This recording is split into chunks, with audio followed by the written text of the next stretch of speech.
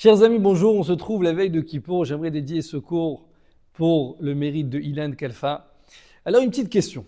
Vous savez, on a passé toute cette période-là en demandant le pardon à Kadosh Baruch Hu. On arrive le jour de Kippour, ce grand jour, le jour du pardon.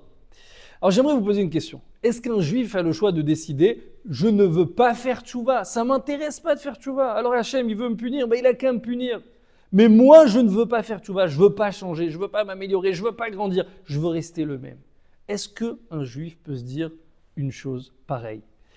Alors j'aimerais vous apporter un enseignement fantastique, mais qui nous donne, je pense, une autre dimension sur la tchouva et sur le choix que l'on possède véritablement.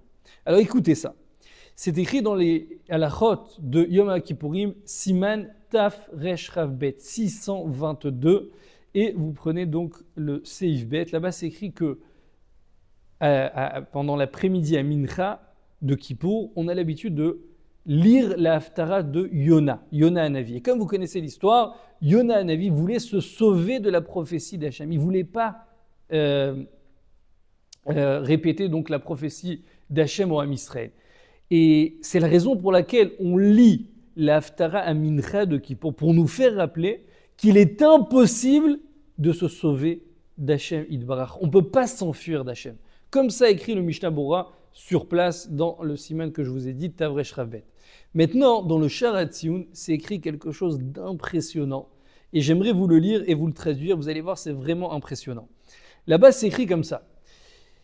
Que un homme, je vous traduis directement, un homme pense qui, des fois, il peut, on va dire, désespérer et se dire que She'en yachol etaken beshum ofen, que impossible pour moi de réparer mes erreurs. C'est impossible. Et non seulement ça, mais imikzor alav hakadosh baruch hu lamut yamut, que même si Hachem aura décidé de me tuer, eh ben c'est pas grave, qu'il a qu'à me prendre. Mais moi, je ne reviendrai pas sur mon comportement. En deux mots, je ne veux pas faire tchouva. Hachem, il veut me punir, il a qu'à me punir. S'il ne m'accepte pas comme je suis, il a qu'à me punir. Alors regardez ce qu'il dit, le Chafetz Chaim, c'est impressionnant. Il dit aval taout, ou c'est une erreur. Chez Sov davar iye, parce que finalement, la volonté d'Hachem se réalisera.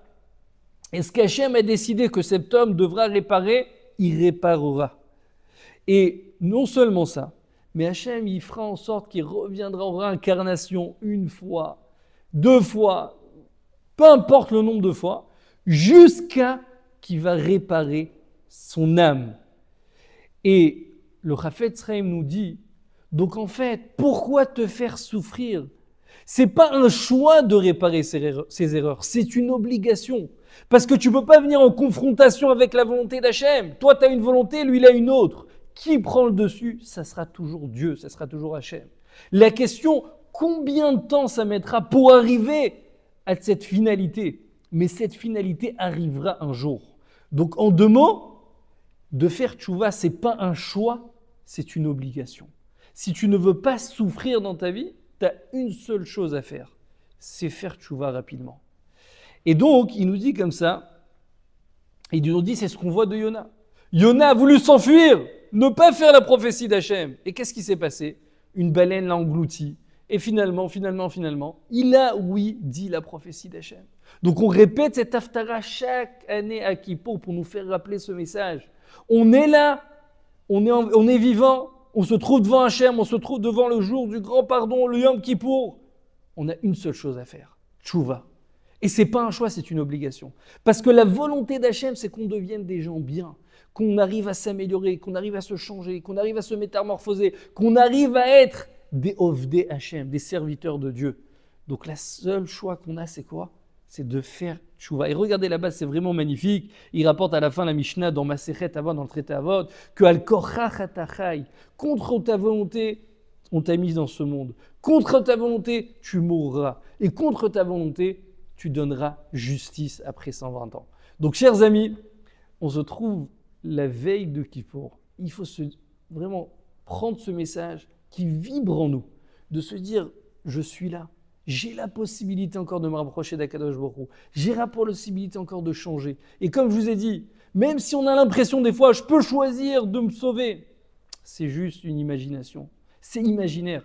Mais en réalité, un juif, coûte que coûte, Hachem fera en sorte qu'il réparera son âme parce qu'il lui réserve un monde merveilleux, ce qu'on appelle le Olam Haba. Je termine. Vous savez, une des choses qu'on répète constamment pendant toute cette période de Aseret Yemei Teshuvah, les 10 jours de pénitence, on n'arrête pas de répéter une chose, un mot, c'est quoi? La vie.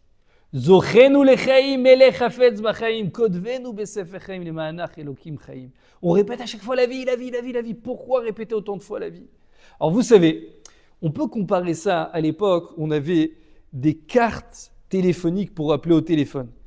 Et si vous vous souvenez, tu mettais la carte pour appeler au téléphone, on te mettait le nombre de temps qui reste, d'accord, 50 minutes, 60 minutes, 10 minutes, 20 minutes, 5 minutes. En fait, la vie, c'est un peu ça.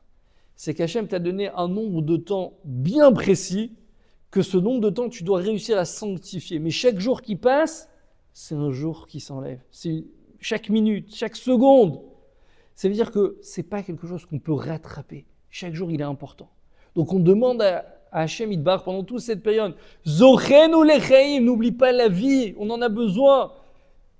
Je vous termine, une magnifique histoire. Il y avait un élève dans une yeshiva, c'était un glandeur terrible. Il faisait rien, il dormait constamment. Et sur son lit, il avait écrit une phrase choquante. Azman over, le temps passe, Veshum davar lo boer, il n'y a rien qui presse. Et comme ça, on savait que c'était un glandeur, il n'y avait rien à faire, c'était un cas désespéré. Un jour, il y a un nouveau guide spirituel, un nouveau mashgar qui arrive à la yeshiva. Il voit ce bachour comme ça en train de glander. Il le lève le matin, lève-toi, c'est la tfila. Premier jour, deuxième jour, 10e jour. Il n'en peut plus, il va voir le rosh yeshiva. Il lui dit, regarde, c'est où tu le vires de la yeshiva ou moi je pars. Mais je resterai pas dans un endroit pareil s'il y a ce bachour-là qui glande. Ça n'existe pas. Le rosh yeshiva, il lui a dit, carte blanche, fais ce que tu veux avec lui. Arrive le matin, il prend le bachour, il le secoue. Il lui dit, ça y est, c'est trop tard, tu prends tes clics et tes claques et tu pars de là. Le bachour, il se lève, et il se rend compte qu'il a poussé un peu trop. Et vous savez, il apprend une nouvelle pareille maintenant pour un bachour yeshiva de se faire virer à son âge, c'est fichu avec sa famille, avec les shidduchim plus tard. Bon, en 2 mots, voilà, c'est un cas perdu. Et il est en train de s'habiller, il retrouve ses esprits, il descend en bas. Et il descend de la yeshiva, d'accord, en bas de la yeshiva, il vient pour traverser. Et là, paf, une voiture qui lui rentre dedans. La sirène, les ambulances qui arrivent comme ça, on le prend, on l'amène à l'hôpital. Et Dieu en préserve, il rentre dans un coma, presque mortel.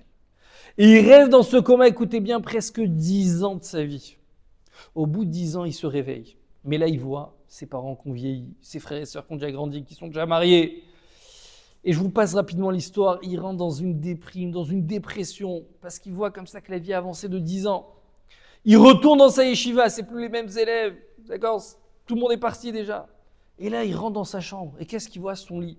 Et là-bas, il voit dans son lit une phrase où c'est écrit « Azman over, le temps passe, Veshum davar lo boer, et il n'y a rien qui presse. » Et là, il commence à pleurer. Il se dit, mais comment j'ai pu écrire une chose pareille? Comment c'est possible? Regarde ce que c'est le temps. Regarde 10 ans de ma vie que j'ai brûlé. Et là, il commence à dormir. Il rentre dans un sommeil profond. Il se lève parce qu'il entend un boucan monstre autour de lui. Et qu'est-ce qu'il voit? Il voit en face de lui ce mashgiar, ce guide spirituel qui le regarde avec tous les bachourim autour de lui qui le regardent. Qu'est-ce qui s'est avéré, chers amis? C'était un cauchemar. Il avait fait un cauchemar que 10 ans de sa vie avaient passé. Mais en fait, c'était un message d'Hachem. Tu veux brûler ton temps? Voilà ce qui t'arrivera. Alors, chers amis, ce que je vous souhaite cette année, c'est que Bezrat Hachem, on puisse comprendre ce message, que notre vie est comptée et que chaque jour est importante. Et que chaque jour est important. Et que chaque seconde, on est là pour sanctifier le nom d'Hachem. Et Kadosh Baruch Hu, il a envie qu'on répare notre âme. Et pas seulement qu'il a envie, mais qu'il nous oblige à réparer notre âme, comme je vous ai dit. Ce n'est pas un choix, c'est une obligation. Et donc la seule chose à faire, c'est quoi?